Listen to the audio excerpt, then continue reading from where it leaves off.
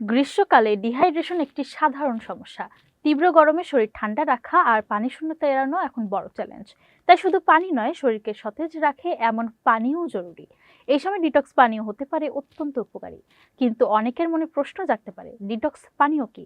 চলুন জেনে নেওয়া যাক। ডিটক্স পানীয় বলতে বোঝায় পানির সঙ্গে লেবু, শসা, আদা বা পুদিনার মতো প্রাকৃতিক উপাদান মিশিয়ে তৈরি পানীয়, যা শরীরকে হাইড্রেটেড রাখতে এবং হজমে সহায়তা করে। তবে বিশেষজ্ঞরা বলছেন, ডিটক্স পানীয় কোনো ম্যাজিক ড্রিঙ্ক নয়। এটা শরীর থেকে বিষাক্ত পদার্থ দূর করার চেয়ে বরং শরীরকে ঠান্ডা রাখা, শক্তি বাড়ানো এবং ইলেকট্রোলাইটের ভারসাম্য বজায় রাখতে বেশি কার্যকর।